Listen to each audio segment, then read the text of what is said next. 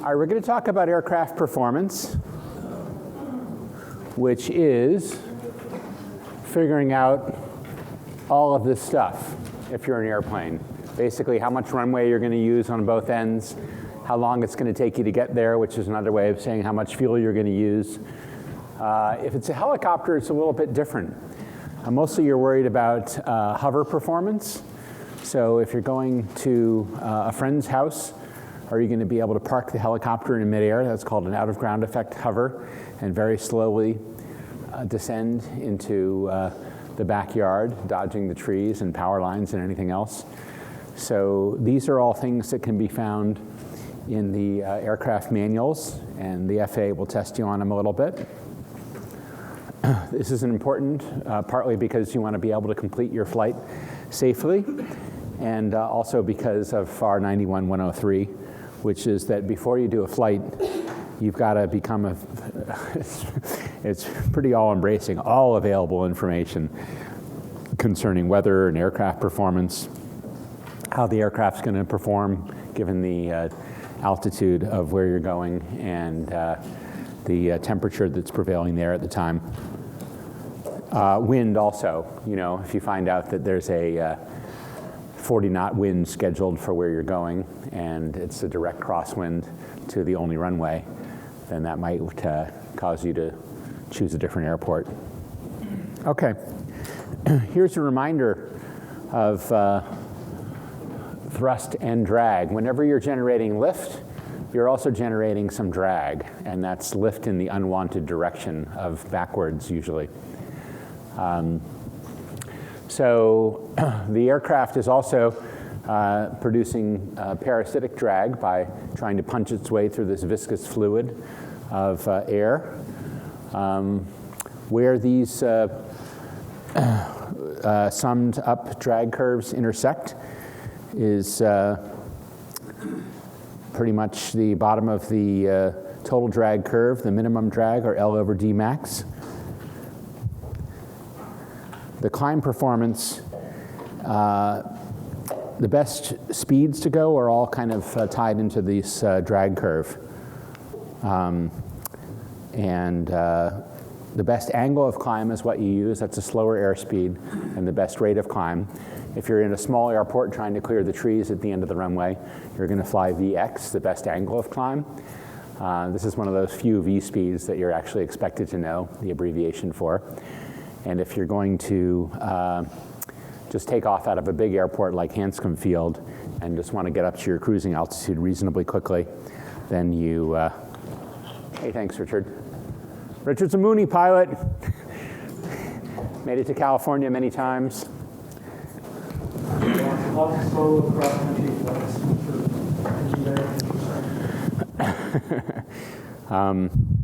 So if you actually look at the VX, one thing to notice is that it'll depend a bit on the wind. Let's say there's a 100-knot wind blowing down the runway. You don't need to fly very fast in order to clear the trees at the end of the runway, because you're basically already flying, and you can go straight up like a helicopter in terms of your path over the ground.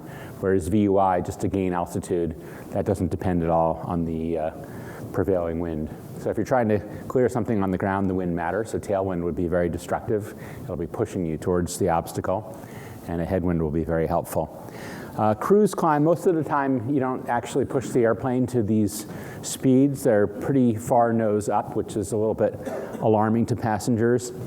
And it's harder to see over the nose, and the engine isn't getting as much cooling air at these lower speeds. So typically we'll fly about 10 knots faster in a GA airplane. So for the Cirrus, for example, 96 is the book VY at sea level.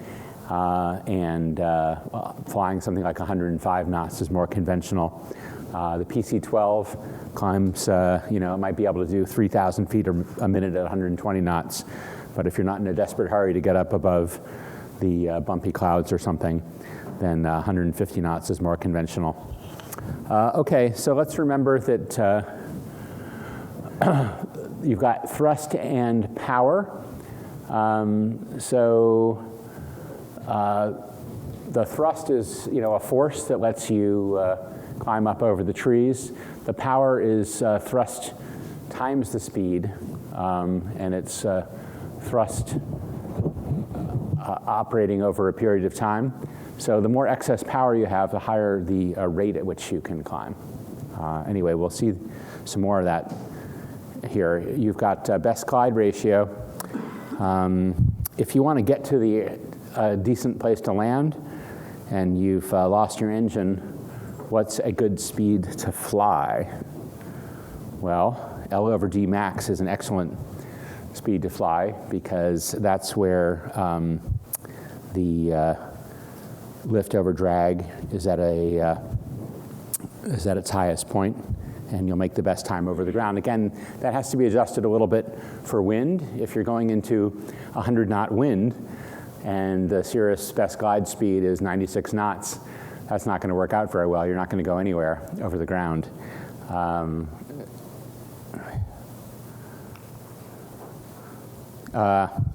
That's a photo that I took at the Newport Jazz Festival. I don't want to say self-portrait.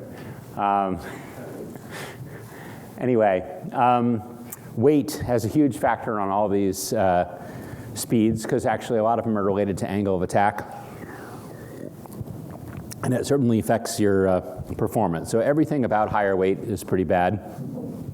Wind, you might think that a tailwind is always good, but really the tailwind is only good for extending your cruise range. Everything else, pretty much, the headwind is better for. So basically, think about the headwind again. Think of these extreme cases. If you've got 100 knot wind right in your face, then you can fly without moving. That's basically a wind tunnel. Okay, center of gravity. This is also a little bit counterintuitive. If you load the airplane up so that all the weight's at the back and it's super nose up and you're having to push the stick forward to keep the plane level, that actually is where you get your maximum performance. Everything is better about having an aft center of gravity, with one exception, which is the stability of the handling of the aircraft. And obviously, if you load it up so much in the back that you can't push the nose over, that would be outside of the CG range, or well outside of the CG range, let's hope. Then you wouldn't even be able to control the aircraft because you can't get the nose down enough. So having that forward CG gives you more stability. That's where you're going to be when you're a student pilot. If you're in a 4-seat aircraft and it's just you and the instructor in front and the back seats are empty, then it's pretty obvious that that's going to be a somewhat forward CG because the aircraft is designed to hold at least some weight in the back seats. One thing you can do is sort of just as a first approximation, pay attention. We're going to have a talk on weight and balance later from Tina, but just keep in mind that the aircraft is kind of designed for 2 adults in the front and maybe 1 adult in the back or 2 kids in the back. So if you load it up that way, it's almost always going to work. If, on the other hand, you have a big heavy friend and his other big heavy friend or his box of anvils, and the guy says, well, look, I just want to sleep in the back, I don't want to be up front, and get distracted, and you're a lightweight person all by yourself in the front, that's a situation where it's important to really do the calculations and think carefully about it, because that wasn't something that Cessna and Piper were thinking about when they designed the aircraft. Okay, atmospheric pressure.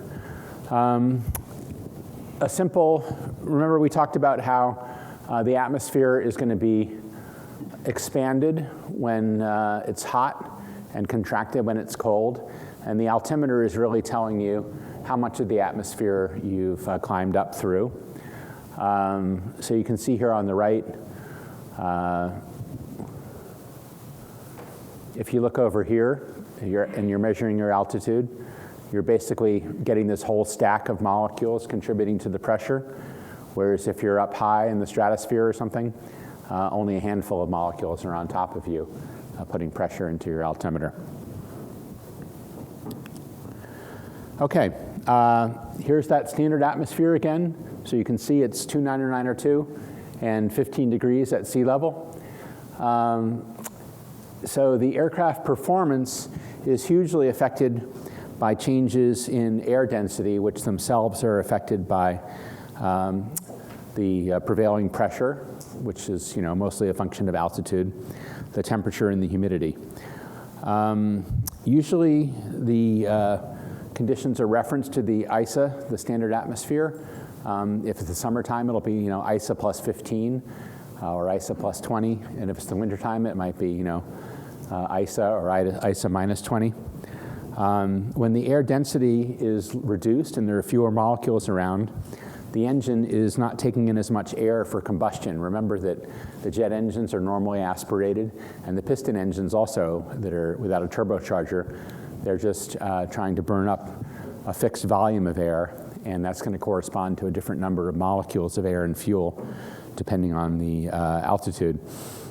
The only good thing about going up high, the propeller is also not grabbing as much air for thrust. The only thing good about going up high is that drag is reduced, and that's why you see the airliners up high.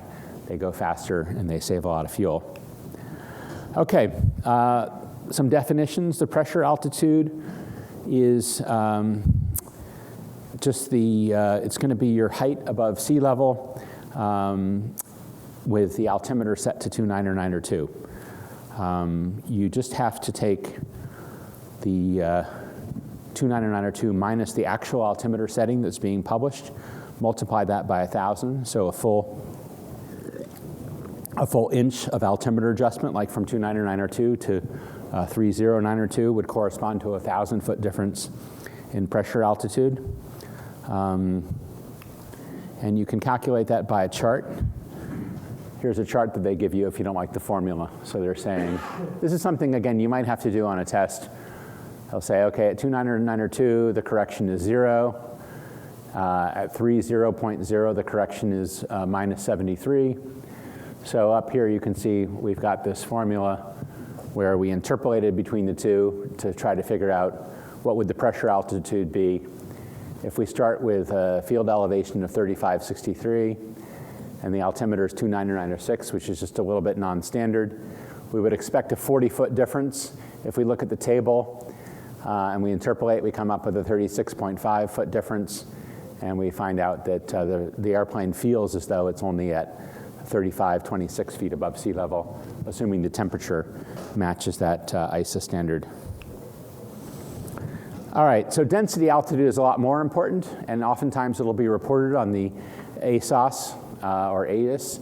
So the airport will actually tell you density altitude is 3,000 feet or 2,000 feet or whatever it is.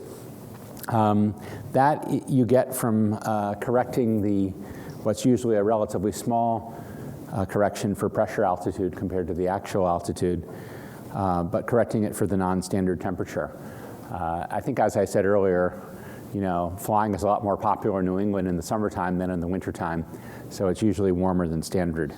The density altitude has a huge effect on performance, and it's a nonlinear relationship, so you have to look it up in a table or calculate it with the E6B. We'll see. Maybe I'll play around with the E6B, or also people can look at it during breaks. I have the slide rule and the manual right here. And I think I will try to get the document camera going, so maybe I can show you guys some exciting slide rule activities. Okay, so you can calculate it, though, using the E6B, like I said, using charts, and there's various web and app way of doing it.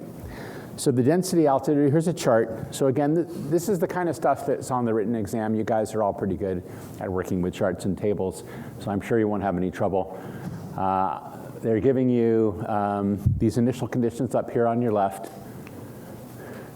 So you look to find where the pressure altitude is on the chart, and it says to add 626 feet, which is interpolating between those two.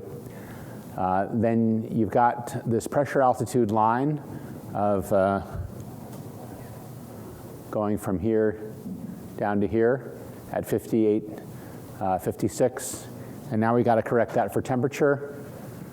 So Here's our temperature of about 80 degrees, 81 degrees. And then we go over to the left, and we can read that, I think I told you guys that in the summertime, usually the density altitude is about 2,000 feet higher than the pressure altitude. And sure enough here, it's 8250,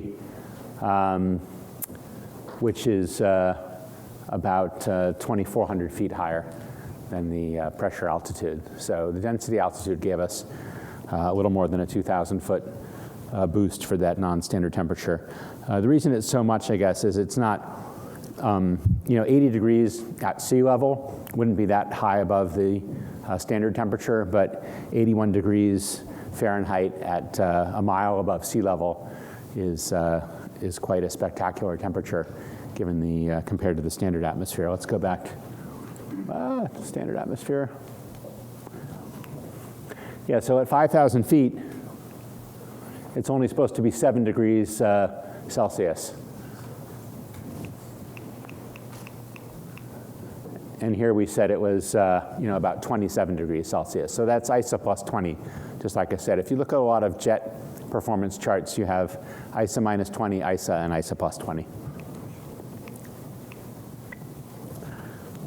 Ooh, flight computer demo if there's time. Let me just futz with that at the end of all this. I'll give you an E6P intro. When are they the same? When the temperature, I think this is an FAA test question, when the temperature distribution is the same as that of the standard atmosphere. Okay, humidity is also another enemy, a little bit more surprisingly. The water vapor molecules actually in the air actually reduce the density of the air. You might think that they would increase it. I don't know, maybe there's a chemist or a physicist in this crowd who can explain why. I'm not exactly sure myself, but it's just something to remember that contrary, if the air feels heavy to you, it feels light to your aircraft engine and to your wings. It's a smaller effect than temperature, but the engine performance supposedly can be reduced by about 7%. This is not something that we normally correct for. However, there is this nice web calculator that I found for free on pilotfriend.com, and you get to enter the relative humidity of the air. So where is that?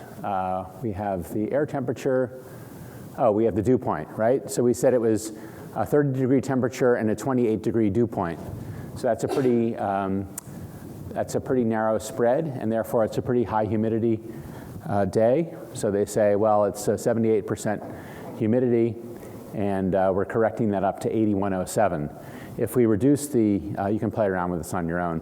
If you reduce the dew point to 10 degrees Celsius, which is going to be a really dry, a 30 to 10 split is a nice dry day out west, or here occasionally a crisp day, then it's only 7735. So the change in humidity had about a 300-foot effect on the altitude, but the change in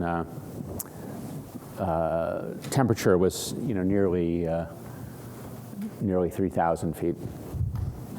Okay, the maximum convenience way to do this is with apps. So ForeFlight, for example, will just tell you the density altitude. This was, I think, Sunday night at Bedford. Let's look at this beautiful, I don't know how many people will come to New England now. So Bedford's approximately at sea level, about 130 feet above sea level. It was minus 4 degrees, and the density altitude was minus 1,400. So we were like flying, skimming the surface of the Dead Sea or something in terms of performance. So the airplane will be really happy about flying all winter time, and it'll climb better than the book, most of the numbers in the book. Okay, the density altitude is often just kind of baked into the performance chart. So here is, Pipers normally take off with no flaps, but if you want to get off the ground really quickly, like taking off over grass or mud or something, you can put down the flaps and try to have less time on the ground and not be going so fast over the ground. Your ground roll will be shortened.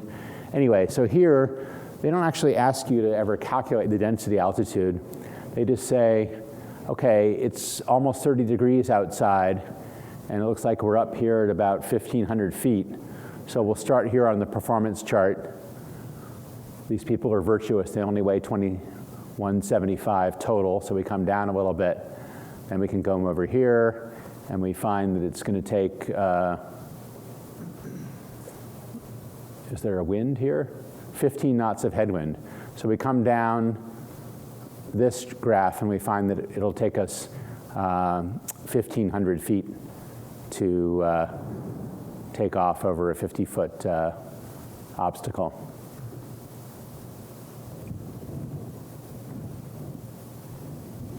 Fair enough? So anyway, we never figured out what the density altitude was. It was just something that affected where we started on the chart. I guess maybe it's implicit in here. I think it is implicit, right? Because we're starting up high. Maybe somebody who's smarter can figure this out. Yeah, so sea level at 0.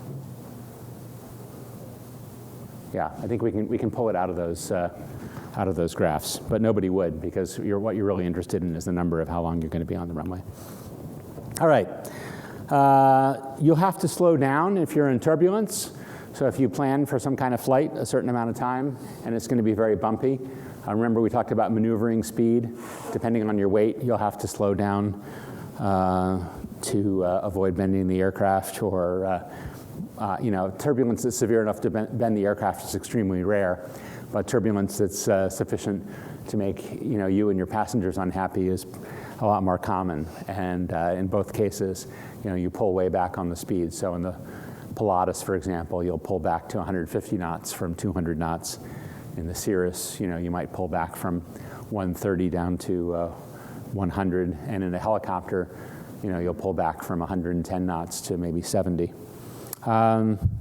Okay, pilot technique. So all the book numbers depend on the pilot doing what the book says. So think about clearing an obstacle at the end of the runway.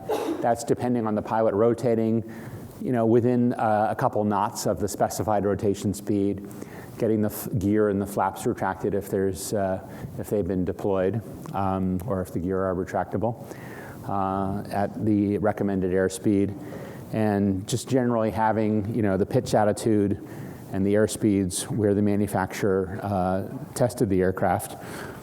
And think about you might say, well, anybody can do that. You're rolling down the runway at Hanscom Field. It's 1.5 miles long. You're fresh. So that performance you're probably going to come pretty close to the book performance. But think about doing a go-around. You've just done a 2-hour flight. You were trying to land at the airport. Somehow either there was somebody else on the runway, or you didn't get the approach just right, so you decided you're going to go around and try again. At that point, you've got to reconfigure the airplane, change the flap configuration, change the gear configuration. There's a couple interesting incidents that have happened. Like one of them, well, it was unfortunately not very interesting for the people involved, but there was an American Airlines flight that got disoriented in Colombia in the clouds. And the terrain warning system said, terrain, pull up.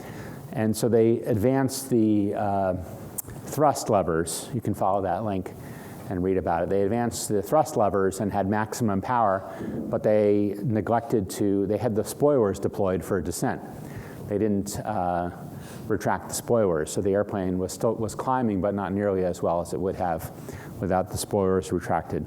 So that's an example where, in a critical situation or a fatigue situation, you may not. I wish I could get this. I don't know if I can move this onto the screen. I want to show you a picture of this crazy airplane that I flew. Ta-da! Look at that Russian seaplane. It's got 2 Cirrus engines in there. I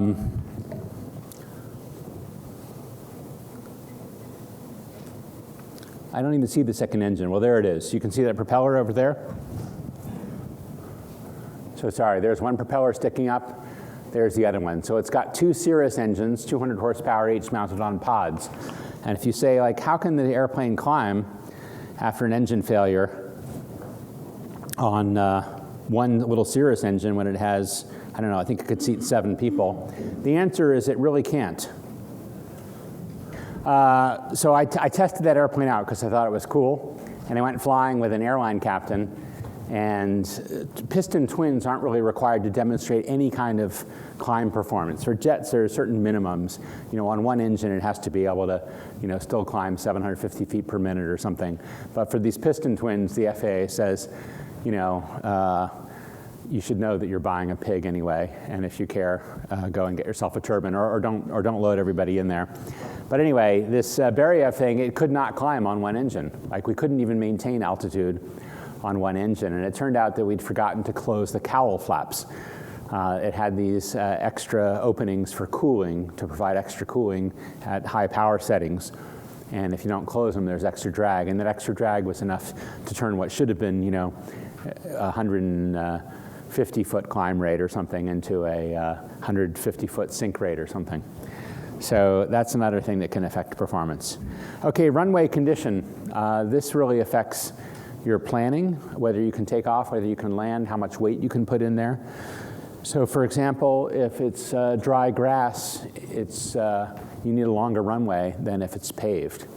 Alternatively, you can take off at a lower weight. If it's wet grass, you need a lot more room to land and you know, yet more room to take off.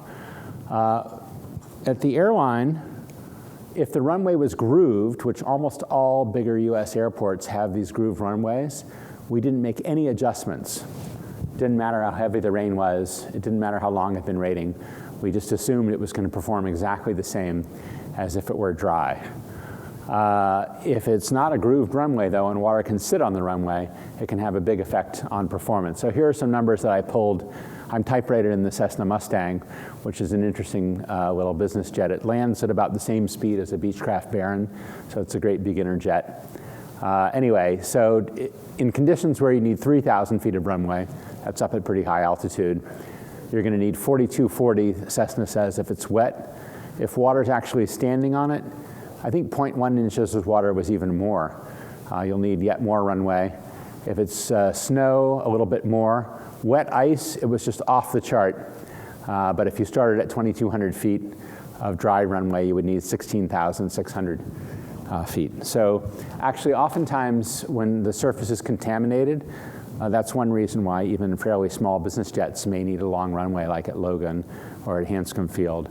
Even an airport like Nashua, which has 6,000 feet, may not be enough if they're reporting that there's snow on the runway.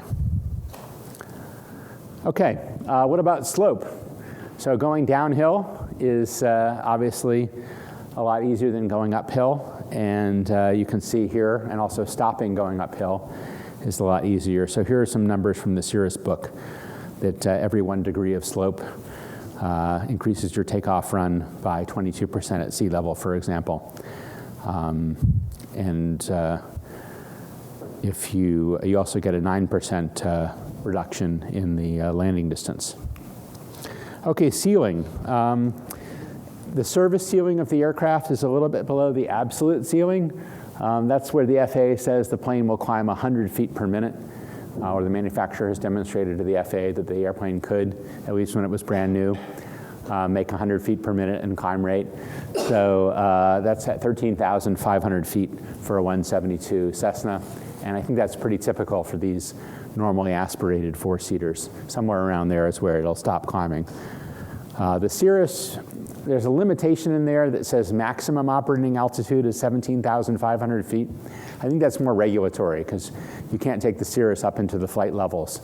It would need extra equipment to go up, you know, above 18,000 feet maybe. I don't think it's really practical to get up to 17,500 feet at maximum gross weight in a standard atmosphere.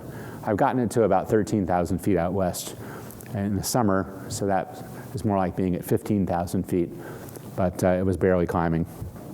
Okay, range versus endurance. So we're going to get back into the power and drag curves here. The max range airspeed is going to depend on the wind, like I said earlier. If you have a 100-knot headwind, then you have to go faster than 100 knots in order to go anywhere. if you want to loiter for some reason, this year at Oshkosh was a nightmare for people who didn't go IFR. They had a lot of marginal VFR weather, so for the first couple of days when people were arriving, there were these short windows of just an hour or two when people could really get in legally, the VFR home builder types. So they were just holding, people were literally holding for 3 hours and then finally had to give up and go and refuel somewhere. But if you're in that situation, you want to set your speed to whatever the minimum fuel consumption speed is, and it can be quite different. The Robinson R44 manual talks about 100 knots for max range. I believe that's assuming a 10-knot headwind, since usually we're suffering with a headwind more often than with a tailwind. And you might say, how is that possible? How is it possible to have a headwind unless God hates you? How is it possible to have a headwind more than half the time? If you think about it, Richard, do you know the answer? I do. What is it? So here's the question. You're going to fly 100 miles to an airport. In zero wind, how long does it take to fly? You have an airplane that flies 100 miles an hour. How long does it take to fly round trip? Trick question. 100 miles apart, 100 mile an hour airplane, no wind. How long does a round trip take? 2 hours. Okay, let's say you have a 50-knot headwind. It's exactly on your nose. You're going to get 50 knots headwind on the way out and a 50-knot tailwind on the way back. How long does it take? 2 hours. Wrong. Work it out. Well, that's one aspect. You're going to spend more of your time, as Richard's saying. It's going to take you 2 hours to get there in one direction, and then it won't take you 0 time to get back. So you're spending more of your time in the headwind than in the tailwind. But there's something even worse. I saw this the other day in the Cirrus. There was about a 70-knot wind that was actually a little bit, it should have been a little bit of a tailwind. It was more than 90 degrees off my desired track. But if you think about it, the airplane's constantly having to fight its way back into that wind.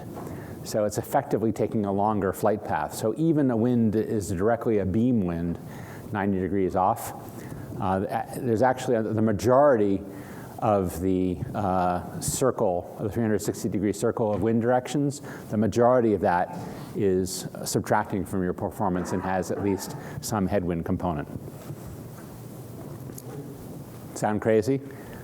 Think about it, yeah. So if you're going 100 miles and there's also this 100-knot side wind, you're having to spend quite a bit of your energy continuing to steer into that side wind.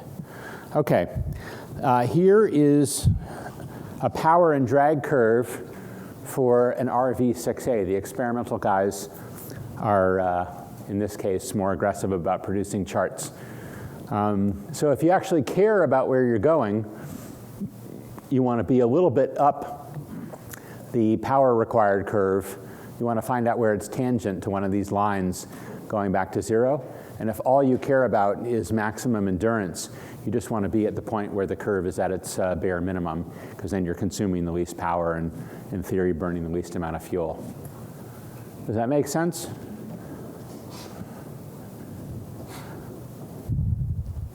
All right. The terms, ground roll. These performance charts in the book that you get with the airplane, they will assume a static start. So that means you're holding the brakes, you slam the power forward, you let off the brakes, and you're going to get the book numbers because there's no acceleration time for the engine. And actually, that's how jets are supposed to take off too. But you probably remember from your commercial flights, that's not really how it happens. The pilots don't hold the brakes.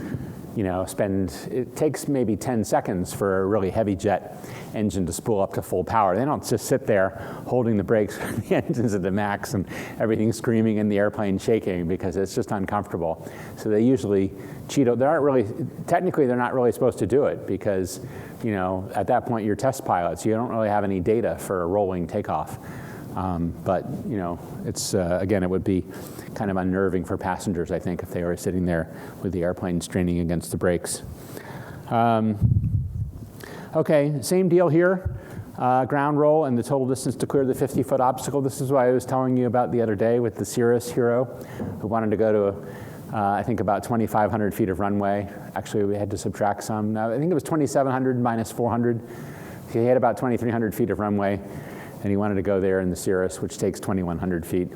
Another guy actually wanted to go to, there's a private air park in Falmouth, Massachusetts, where you can have a house right next to the runway and keep the airplane in your garage. And that airport's only 2,300 feet long. And another East Coast Aero Club guy, I was handing the airplane over to him, and he had his huge friend with him. This guy was like a NFL linebacker. So it was just the two of them, but big. And he wanted also at full, topped off on fuel, so they're going to be right at gross weight. I said, where are you going? He said, Falmouth. I said, and he'd just gotten his private pilot certificate, a few months earlier. This guy was not commercial IFR rated like the other. And I said, look, if you do everything perfect, you're going to use up 92% of that runway because it's hemmed in by these obstacles. So don't do it. So he did end up going to Hyannis, I think. All right, landing technique can actually affect the performance. So they talk about like an average pilot, the book numbers, they're predicated on extremely aggressive braking, like right to the point where you would flat spot the tires. So don't count on getting those book numbers unless you're willing to be more aggressive than probably you would want to be. And actually, I'll tell you a story about my airline days. I did a visual approach into LaGuardia, and with jets, it's not conventional to try to do the really greaser landings that you would do in a little airplane, because you need to get the airplane down and the spoilers to pop up. The jets are very efficient gliders. They don't have a big prop in front. And when you pull the power back on a piston aircraft, it really slows down dramatically because the prop has a lot of air resistance.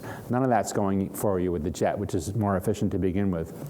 So basically, the task of an airline pilot is really to slam it on, and that way the spoilers pop up, and then the brakes start really working effectively, and you turn off the runway in LaGuardia before you go into the river.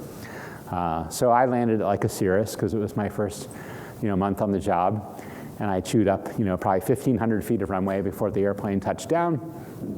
And I applied fairly gentle braking and thrust reverse and turned off after about 5,000 feet of runway. And the captain was like, that sucked. I'm going to show you how it's done on the next leg. So we did LaGuardia to Charlotte, North Carolina. Who else did that leg? Captain Sully. So he dumped his passengers into a filthy cold river, and they called him a hero. I got my passengers to Charlotte warm and dry, and where was my medal? Where was my fame? Nowhere. All right, so life is unfair. You've learned that. Anyway, so the captain takes this one. Air traffic control lines us up. Instead of the visual approach where you're doing everything by eye and following another aircraft and you can't use any of the fancy automation, we were lined up 10 or 15 miles out for a straight-in approach to this angled runway at Charlotte. And all the captain had to do was on autopilot. All he had to do was tweak the thrust levers for the perfect airspeed. The autopilot's flying. He disconnects the autopilot a couple hundred feet above the ground. Now he's hand flying. All he has to do, the CRJ doesn't have, the 50-seater doesn't have any leading edge devices, so it has to be pointed down a bit like a lawn dart. It's not that different from landing a Cirrus, but it's unconventional for an airliner. The airliners, you notice, they usually, because of the leading edge devices, even when they're going 120 knots or so, they can be kind of nose up, and they still fly pretty well. So the airplane almost can be flown, and it can auto-land in some cases, onto the runway by itself with just a slight additional flare at the end. The CRJ has to be kept nose down 145 knots, faster than all but the very biggest jets. And then it has to be, flared from -5 to maybe +5 or +7 at the end. So the captain, after telling me what a bad job I had done, he flared about 5 feet too high. And the airplane just sailed over 4,500 feet of runway, I think, before it finally touched down. Then he slammed on the brakes, maximum thrust reverse. We barely made it off. I think we made it off after 7,200 feet of runway. So it would have been, in the water in LaGuardia. So that's the kind of thing where, you can't, that's why these safety margins are good to build into your own flying, because that the book number said the airplane would land a lot shorter than that. Also in a jet, there's really not a good go-around technique. Once you're below 50 feet, you're not supposed to try to add power and go around, because it takes a while to spool the engines up.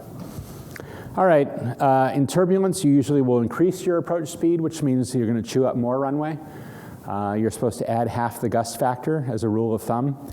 So if the wind is 15 gusting 25, you're going to speed up your approach by 5 knots. And I got the numbers here for the Cirrus. 75 is kind of a good overall number, and then you'll beef it up to 80. But that means, unless it really is a headwind when you're landing, you're going to chew up a little more runway than expected.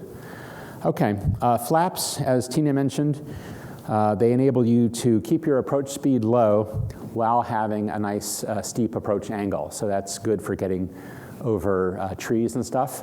If you're in an aerobatic airplane or something else that doesn't have flaps, you can actually slip and kind of go sideways down towards the runway and get over the obstacles.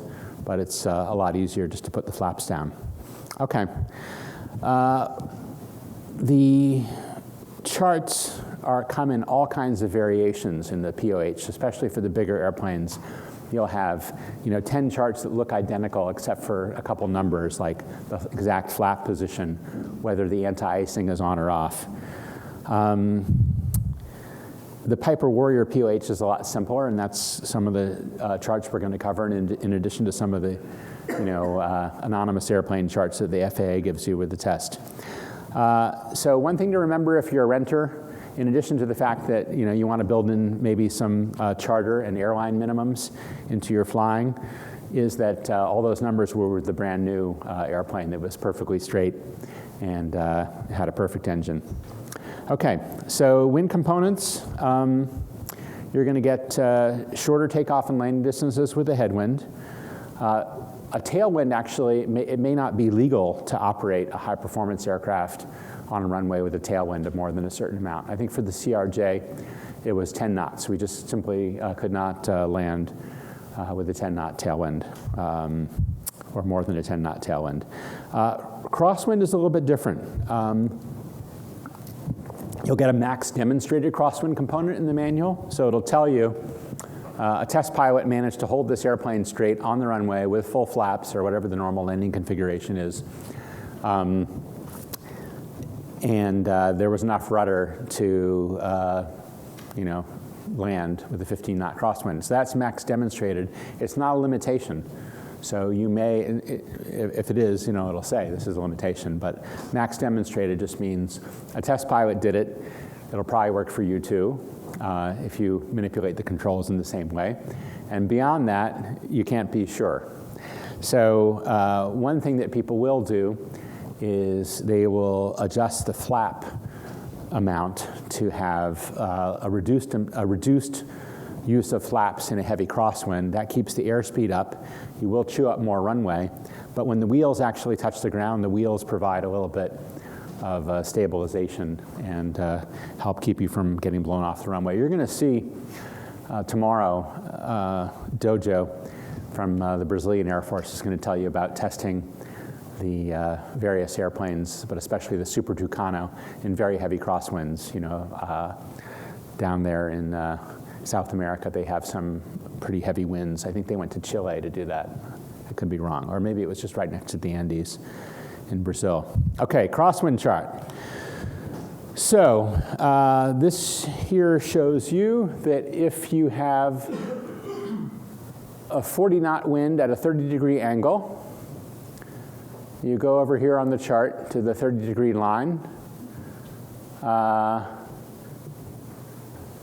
You use this 40-knot ring, and then you can find that it's a 35-knot headwind and a 20-knot crosswind. Does that make sense?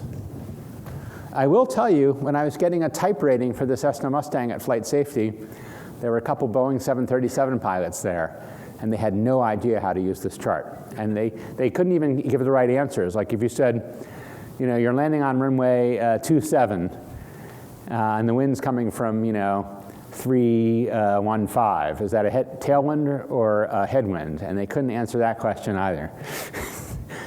Basically, all they do is go from tower to airport to tower to airport. The tower tells them what runway to use. They were from the Philippines, so I guess it's not, insanely windy there like it would be in Argentina. I once landed in Argentina in Ushuaia on a commercial airline flight, and it was 50 knot. The wind was, I think, 35, gusting 50. And the pilots, you know, it was just, I talked to them afterwards, they said it was just a normal day, like they wouldn't even bother talking about that. So anyway, these skills apparently rust. I'm sure those guys, you know, had used a chart like that at one point in their training. They did get their type rating, so the good news is you can get your type rating without knowing how to use that. Okay, here's one of the FAA charts. This is what they give you on the test. It's a lot easier to use than the POH. Here's a problem they're giving you, an example problem. Let's see, we're at somewhere in Colorado, apparently, 5,650 feet. We weigh 2,950 pounds in this airplane that they won't tell us what it is. It's 9 knots of headwind. Notice these associated conditions. These are really critical. And again, if they give you a choice of multiple charts, that's where the trick is. You know, they're trying to get you to use the wrong chart. That's more on the ATP exam than on the private one. But yeah, see here, power full throttle, cowl flaps are open. This is some kind of more complicated plane that you got the right mixture set even before you take off for high altitude. All right, so what do we got here? We got temperature of 15. We go up to the pressure altitude, pretty close to 6,000. We come over here, we're apparently right at gross weight, so at least that's realistic. Most aircraft take off, you know, right at gross weight for most flights. There's 9 knots of wind, so that's going to subtract a little bit from our runway requirements. And here we can see it's 1,500 feet of ground roll and a little over, what is that, 2,300? Yeah, 2,300 to clear the 50-foot obstacle. So these charts are not hard to use, and in the real world, maybe in the FAA figure, they actually give you this example, so you can see how it's done, and then you know you just draw the lines in a different place. So they're not trying to trick you. Here's a chart for the Pilatus PC-12. There's also apps to do it, which I'll show you a little bit later. Similar to that Piper chart we saw earlier, where you calculate the density altitude without realizing that you've calculated it. Yeah, so here you've got pressure, altitude, and temperature, and you're implicitly calculating density altitude. Then you go over to weight. Look at this one, the Pilatus guys. I think they are having some fun here. They're saying you're taking off at 7,000 pounds. So like you're missing almost 3,000 pounds of people and bags. You paid all this money for this airplane and you're barely using it. So I don't think that happens too often unless you just dropped everybody off at an airport with no fuel and you're repositioning. Anyway, so they got the headwind, they got uphill and downhill all baked into this nice chart. You can get all these good numbers. This is why Cirrus is better, why they're the best seller. They just say, look, here's this table. There's a few corrections that you can use if you want to up there in the upper right for headwind, tailwind, grass. But basically, they make the usual case very simple of a level runway, a paved runway. It's always more conservative to go more, you know, you don't have to interpolate. You can just say, well, it's 25 degrees, so I'll use the 30-degree number.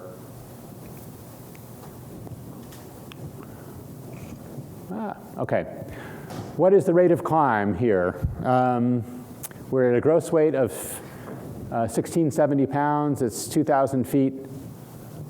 How do we figure that out? This is one of the FAA example tables, and it's as simple as finding the right row in the table, row and column in the table.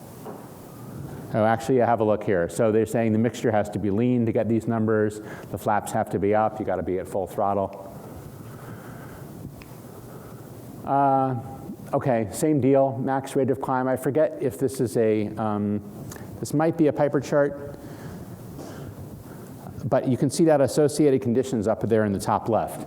That's absolutely critical. You know, the gross weight. Cirrus, actually, a lot of the performance numbers in the Cirrus for cruise speed are at like 2,600 pounds. And you're flying along at, you know, 2,950 because you took off at 3,000. You're wondering, like, oh, how come I'm not getting these numbers? But of course, you know, they're being optimistic about, they're putting their airplane in the best light by positing some weight that probably doesn't exist in real life. All right. Here they give us an example of 5,000 feet pressure altitude. OAT of 16 degrees, so ISA plus 11, max rate of climb 374. So I guess, yeah, 5,000 feet. Here's ISA plus 11, it says 376. With some kind of elaborate interpolation, I guess you find that last couple of feet per minute that you subtract. Here's cruise charts. I think, again, this is from the FAA test supplement. They're just giving you, remember I told you it would be ISA minus 20. That's the chart on the left. The one in the middle is a standard day, and on the right is a summer day, ISA plus 20. Notice that they'll give you fuel flow and the true airspeed given various engine speed and manifold pressure settings. This looks like it's for a piston twin. Okay, landing performance is pretty similar kind of chart. I'm not going to go through this exactly, but you can see they're giving you the worked example. And you come up with, let's see, it's going to be about a little over 1,000 feet of ground roll and 1,700 feet, they claim, to clear a 50-foot obstacle. Here's an FAA question, actually. So let's see. Determine the total distance required for takeoff to clear a 50-foot obstacle. Standard, temperature, sea level. So actually, this is testing you. This is pretty advanced, right? They're saying it's the standard temperature at sea level, so you have to know that it's 15 degrees. We only weigh 2,700 pounds. So we're going to have to ride down this curve a little bit. And the wind's calm, so we're not going to get any boost from the wind. So what do you guys think? Have any of you been able to kind of see what the most likely number is by following these?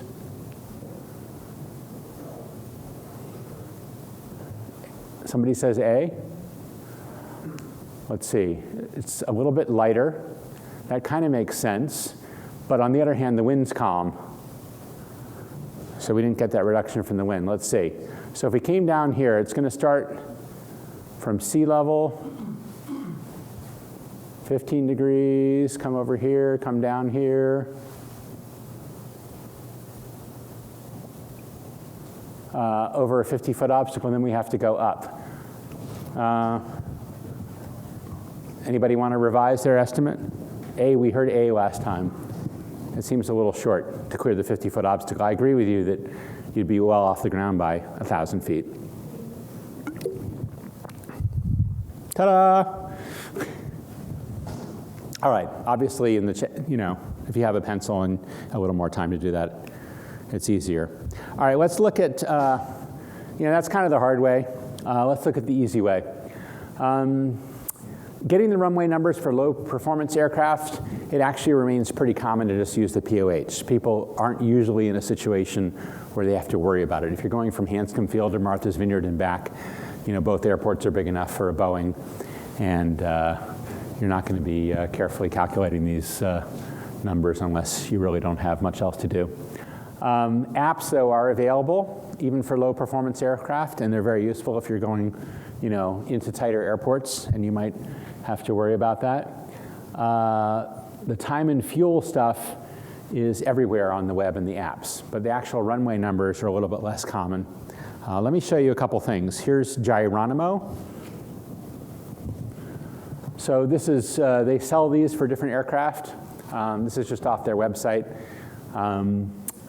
And for an SR-22, you can see you put in, they must be European because they say aircraft mass 3359, and you've got your temperature, your takeoff elevation, your altimeter, runway conditions. I don't know what that plus 5% is. Maybe they're saying, I don't know if that's between, is that half grass and half paved? Anyway, you can put in everything relevant, and it's going to tell you how much ground roll and how much takeoff distance. So that's pretty slick. It's a lot easier than relying on the POH. The calculator for the Pilatus is free. That's the good news. And here, same deal. You put in your weight, the temperature, if there's any headwind, the airport elevation, and you get the numbers. All right. We can try to get the dock camera working for a demo in a minute here, but in the meantime, first of all, are there questions? And secondly, what is this aircraft and what's it designed for? Question about the test. Would we be able to like print it out at all? Print what out?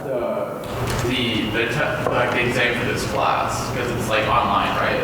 Yeah, well, you can print out the test supplement. That's public. It's in our Dropbox, and also the FAA makes this chart supplement public, so you can see all the figures that you're going to see before the test. I think actually when you're done with your test, I think you can print out all the questions, and it'll show you what you got right. Okay. I just like for the graphs, it's just gonna like be hard for me to do it. Oh yeah. Just print out the chart. Yeah, print out the chart supplement. Anybody have any brilliant ideas about this aircraft?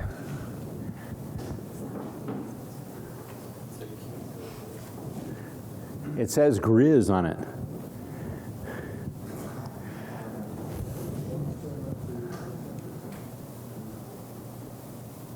That's a Burt Rutan design, the climate change denier. This is a super short field airplane. It actually doesn't land as short as you might think.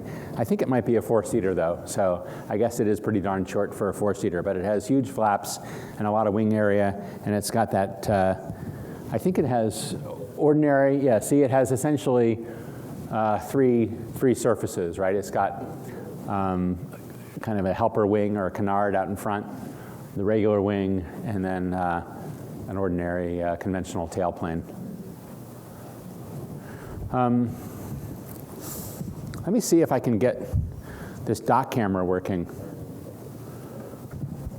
All right, so let's say we want to know how much fuel we're going to use. See that fuel pounds there? We can, where is that? Somewhere along here. Well, actually, I happen to know it's got to be somewhere where 10 pounds. Yeah, see, there's US gallons right there. So we line this up, and you can tell this was designed for piston folks because their idea of fuel weight is 6 pounds per gallon, and jet fuel weight is 6.7. But at this point, now we got our handy slide rule. So we know if we load on, for example, 10 gallons of fuel, it's going to be 60 pounds. And if we load on, the Cirrus holds 56 gallons, so that's going to weigh 335 gallons, 335 pounds. More to the point, you can calculate density altitude. So over here, for example, you can say the pressure altitude is, let's call it sea level, and it's very hot though, it's plus 40 degrees. So now you see the density altitude up there is about 2,000 feet. Does that make sense? So you've set the pressure altitude at the bottom or inside this little window at 0, and then the density altitude gets read out here after you line it up with the temperature. There's also something that you can do, well, just with the basic rate. So let's say you decide that you're going to be going, this is more for performance planning, but let's say you're a Cirrus and you're going 150 knots. If you end up needing to go, let's say 300 nautical miles, it tells you that'll take you 2 hours.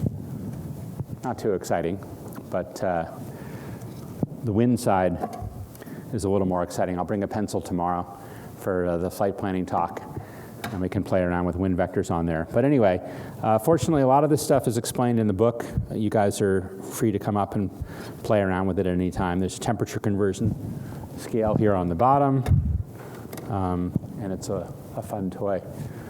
Tina, anything else that we should cover here, or should we segue? What's the next? So we're going to take questions, and then there's short break, and then weather data. Okay. The next one's weather data.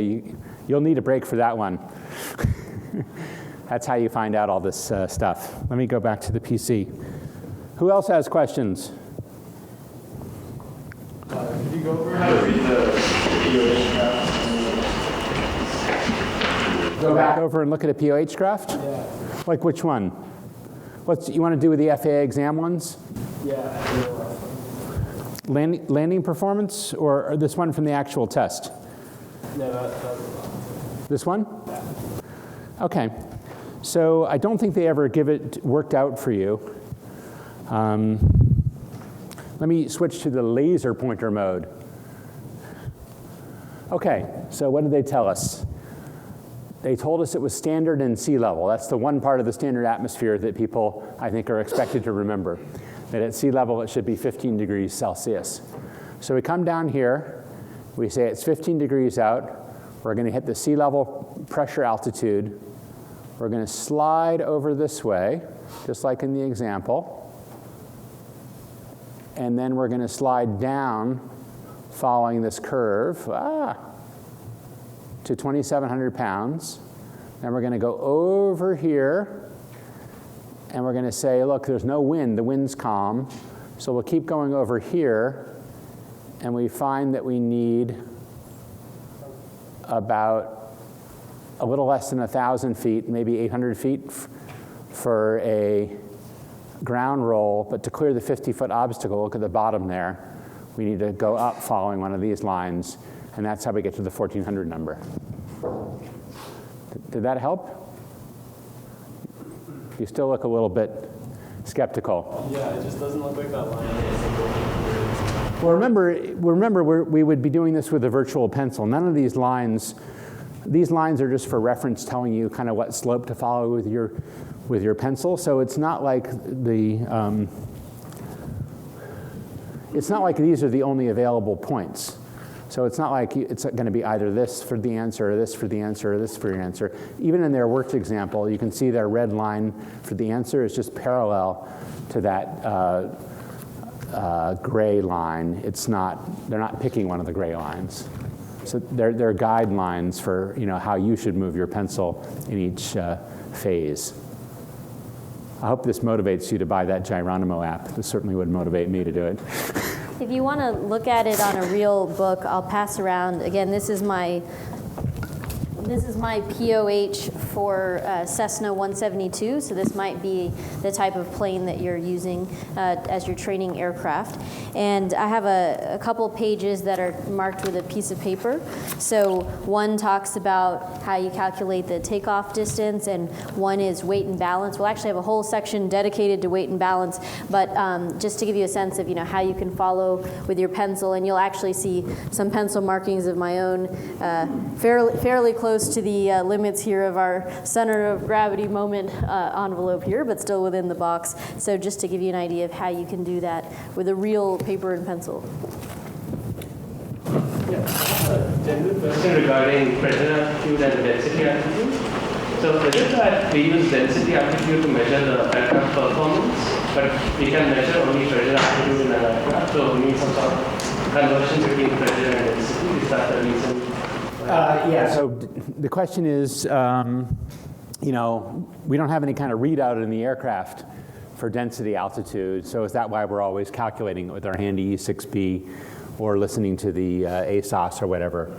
So yeah, basically your instruments in the aircraft can tell you the temperature, outside air temperature, maybe not quite as accurate as the one from the airport if you're on the ground. And they can also show you, if you set your altimeter to 29902, you can see the pressure altitude, but the relationship between the two is not simple, and there's nothing on board the aircraft conventionally that will calculate it for you. I don't think that's quite true. I think a lot of modern GPS boxes will do that calculation for you. But you have to type in all the numbers. They don't usually just grab it. They will give you things like true airspeed. They'll definitely calculate that. So, if you're indicating 150, but you're up really high, they'll tell you, well, now you're going 200 knots in true airspeed. And then they'll give you your ground speed too, and they'll even show you a little wind vector. Any other questions? Okay, great. So we'll just take a 10-minute break and start up again at 2:15 with weather data, and that's the one you guys seem to keep asking about. So we'll talk about also towards the end of that talk how you build your own ADS-B receiver.